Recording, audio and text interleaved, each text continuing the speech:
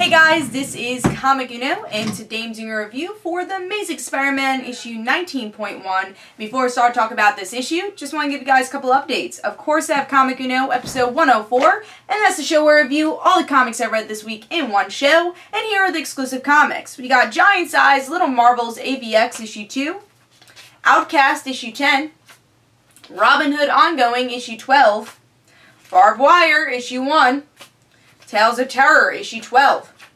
Batman Beyond, issue 2. Coven, issue 1. We Can Stand on Guard, issue 1. The Flash, season 0, issue 10. American Vampire, second cycle, issue 8. Jupiter's Circle, issue 4. And Princess Leia, issue 5. So if you want to go check out all those reviews, go to Comic Uno episode 104, which is annotated. Also, guys, I will not be having comic book reviews next week because I will be at San Diego Comic-Con, so I won't be able to do reviews, but I will have mini reviews on my Twitter and Facebook, and also probably a big article on Comic Frontline collecting those mini reviews if you want my thoughts on the comics next week. But let's talk about the Amazing Spider-Man issue 19.1. So this is a series I think was pretty solid, but as we go along, I'm like, is there a definite ending? What's going on here? Seems like a bit of a longer miniseries than it has to be, but it's kind of cool to dig into Rat's character a bit more. I'm glad she's getting a spotlight. But yeah, cool cover. It's the circus of crime, and it makes sense because the villain that's here, it's pretty plain, and also I don't know if I really like the glow that's on him. It looks a bit on the weirder side. But yeah, it's okay cover. But let's see what's going on with the art. I actually really enjoy the art, especially the people. I think the artist does really well with especially the costumes. I think the superhero look looks very good. Although I kind of wish there was more detail on the faces when they actually are like Yori or Peter. I kind of wish there was a bit more detail there.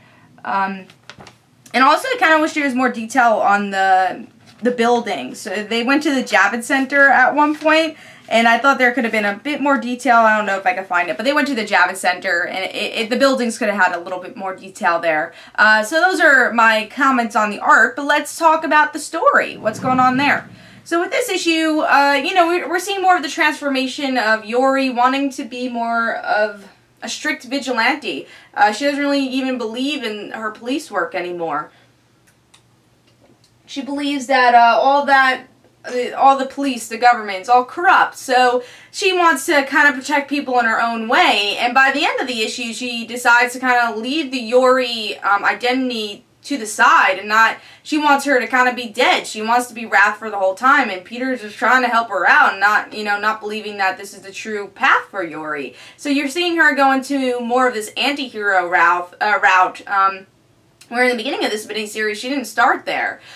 So yeah, this issue was pretty good. Again, I do feel when I'm reading it, it's been a bit long. I don't know if we really needed all these issues to tell this story, and I don't really know what direction it's going in, and not in a way where I'm like, oh my god, I don't know where it's going, because there's so much that could happen. It's in a way where I'm like, I don't know how much can happen now. They're just kind of throwing random villains into the mix. Obviously, the story is more about Yori and her transformation into this anti-hero. Yeah, I mean, as much as I really like the character development, I do think the plot needs a little bit more of work in this issue, but still, it's a good issue. I enjoyed it. I'm still enjoying the miniseries for the most part, especially since we're in Secret Wars. This is kind of more of a grounded story that's not connected to Secret Wars, which is a breath of fresh air. So overall, Amazing Spider-Man issue 19.1 gets 3.5 stars. It's not a bad issue, but I do think we need a bit of an ending to the miniseries soon. But I do like the spotlight they have on Yori, and the direction they're going with her character is pretty interesting. It's interesting to kind of dig into her character. So that's stuff I like about the issue. Let me know in the comments below what you think, and this is Comic Uno. Don't forget to follow me on Twitter. Don't forget to like my Facebook page. Also, in the description below, there's links for my comic book, Like Father Like Daughter. And don't forget to like the Facebook page of Like Father Like Daughter. And I'll see you guys later. Bye.